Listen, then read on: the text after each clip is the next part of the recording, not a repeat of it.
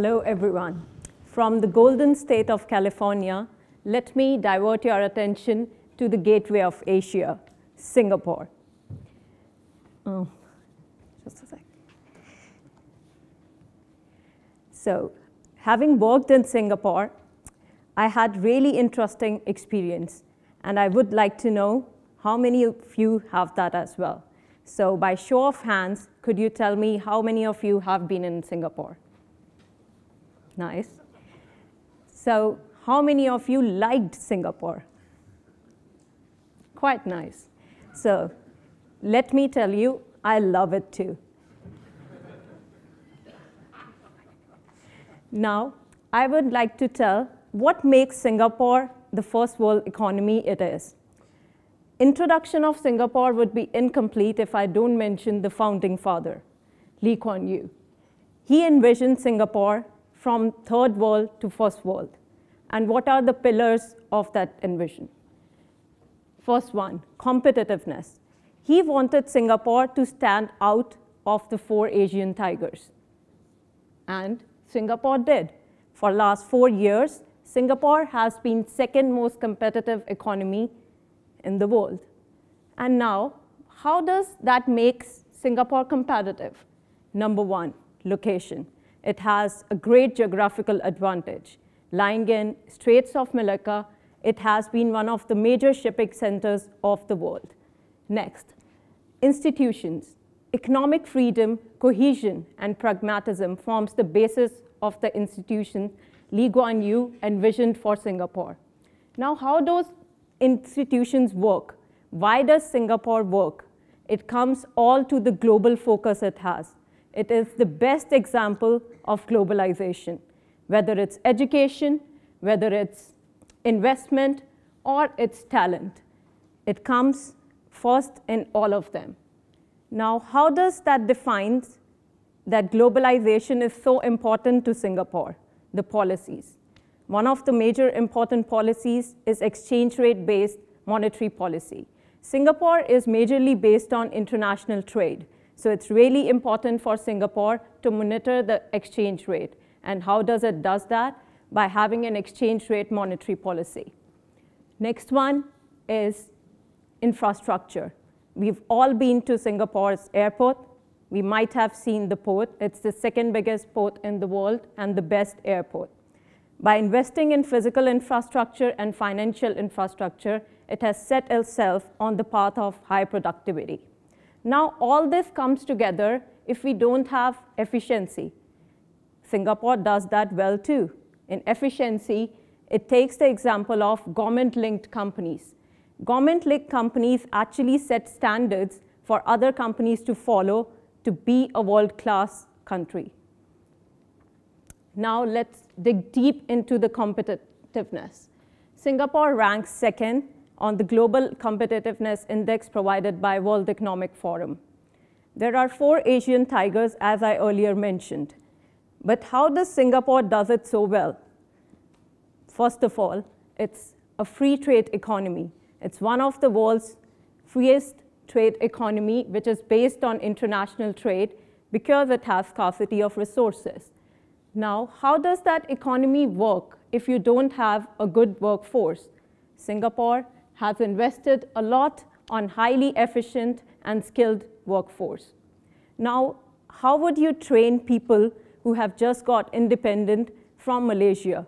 You bring people from outside. Why people from outside would be interested in Singapore?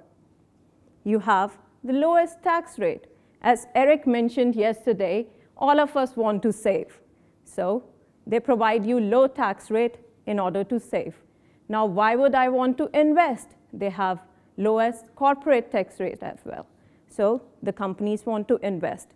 That's how they bring foreign investment and foreign talent into Singapore. Now, all of us MBAs, when we go through company presentation, one of the major questions is on our mind is language. Like, how will English work in the job environment?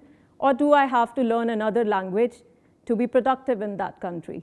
Singapore has provided the solution. They have used English for so many years as their official language in schools as and in business. And now, why would I want to live in Singapore? Why would I want to work in Singapore? And why would I want to invest in Singapore? It's a safe country. Being a woman, having stayed in Singapore for 5 years, I can vouch for it. Safety is not even a concern. And lastly, but most importantly, political stability. Being an Indian, I can say that political stability and religious harmony is really important for economic growth, and Singapore does it well too. Having said that, I hand over to Kenny for further. Thank you.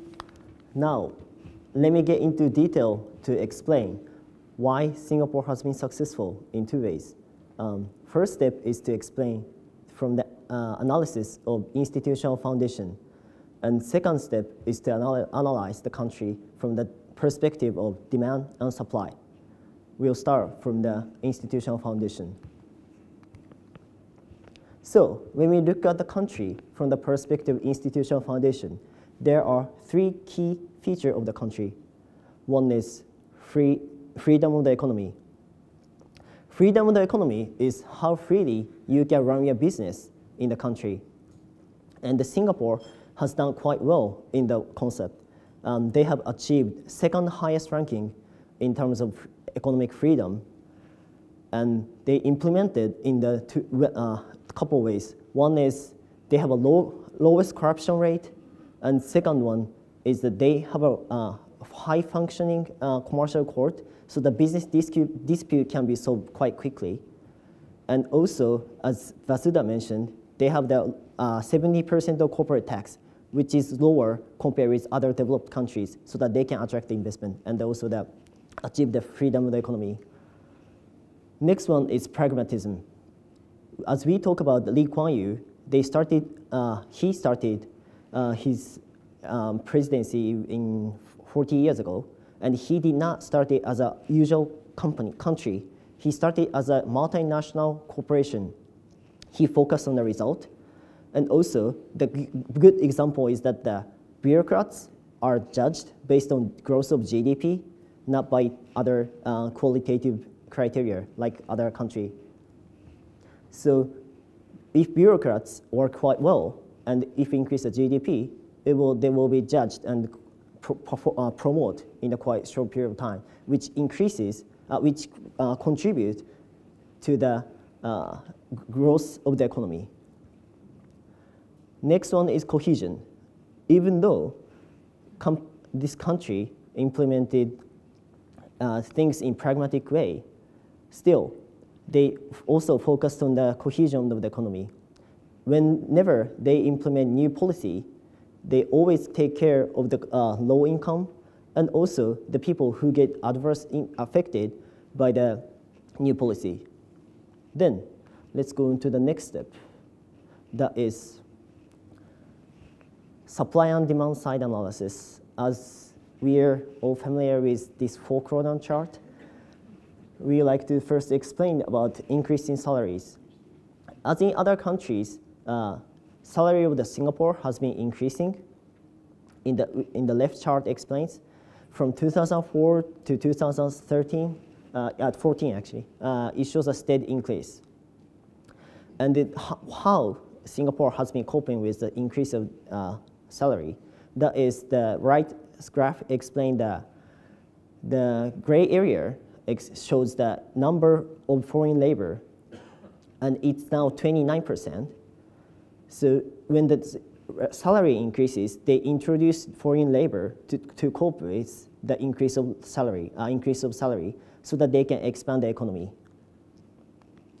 Next, we like to analyze from the increase in productivity. Not only increasing the employment, they needed to increase the productivity to increase the GDP. And I'd like to highlight 3 features of this productivity. One is physical infrastructure. Second one is education. Third one is the government-linked cooperation that we talked about. First one is physical infrastructure. A good example of physical infrastructure is port. Let me explain how they are right now. They occupy 8% of the market share, which is container throughput. And they are playing a second busiest port in the world. The reason they have been successful is that the first one is IT system. They started to invest in IT system in 1980s, and now they have a system to interconnect each user, corporate, and each user, government, and port, so that they can effectively allocate the resource that they have, and so that it increases the productivity of the port. Second feature is the tax and service. They not only have a tax-free policy, they also provide beneficial services for the port users. One good example is 72 hours of free storage of container, so that they can feel more freely to use. Third one is the location. As we explained, that in terms of distribution between EU and Asia and EU, every time things go through, they have the good reason to stop by Singapore, so that Singapore has been a key role for the import and export. By establishing these good port in the country, they have been increasingly improving their productivity. Next example is education. When we look at the graph in the left, we can understand that they have a significantly higher score in education. That is mathematics, readings, and science. Basically, everything higher than the United States or OECD average. They have succeeded this by cramming the knowledge to the students. However, what they're doing right now is to not only increase the knowledge, but they are focusing how to use the knowledge and to find a creative solution, because that's one of their challenges that they're facing, which will be explained later. Next, we need to explain about how they are leading the economy by how they're intervening the economy by using the government-linked cooperation. In this slide, government-linked cooperation is the controlling share is owned by government or government-linked entity. So surprisingly, in Singapore, 60% of GDP is occupied by such GLC, government-linked companies. And even when we look at the real estate, almost half of the market is occupied at GLC too. So let's get into very precise. When we look at this share in GDP, these four industries occupy almost half of the market. Those are manufacturing, wholesale and retail, and business services, and finance and insurance. There are 4 examples in this slide that most of the leading companies in the industry are government-linked companies, such as Wilmore. They are not only leaders in the agricultural business in Singapore, but in others outside of inside of Asia. And NTUC, they are the wholesaler, they're actually retailer in the Singapore, and they actually occupy 50% of the local market. And CapitaLand, they are the largest company in real estate in Asia. And DBS, if you have been to Southeast Asia, you probably have seen this logo. They're the largest bank in Southeast Asia. So what they are doing right now, what they have been doing is that they act as a small government, but they intervene market through using government-linked companies, not by by the regulation. So by using these government-related companies, they have been successfully improving their productivity by showing the example in the industries. Then we would like to touch on the demand side of the policy. Then I'll hand over to Arthur. Thank you, Kenny. Now let's look at this famous 4-quadrant model one more time. Okay, I will talk about the top right quadrant, which is the demand side, and it is the monetary policy. So before I move to the details of this monetary policy, I would like to highlight two things. The first one is that Singapore adopted the international trade-driven monetary policy. And the second one is the Singapore Central Bank, which is called the Monetary Authority of Singapore, short for MAS. MAS plays an important role in Singapore monetary policy making. Now let's go to the details. In the left-hand side, you can see the features of the exchange rate-based monetary policy of Singapore. So there are, the first, Singapore dollar is managed against the currency of its major trading partners.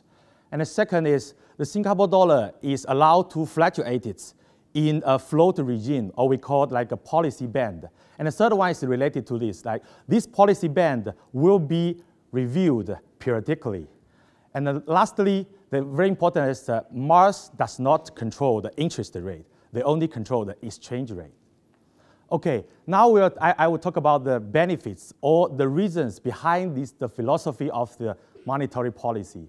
So what's the reasons and what's the benefits?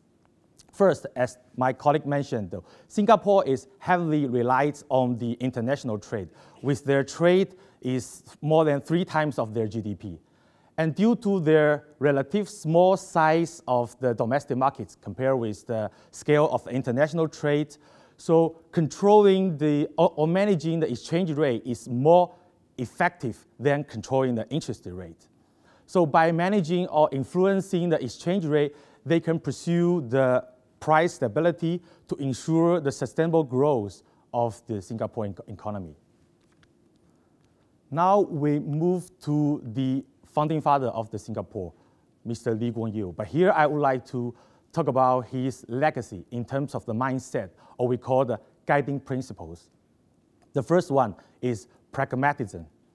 So Mr. Lee Kuan Yew had been promoting the efficiency and pursuing the result in all his ruling period.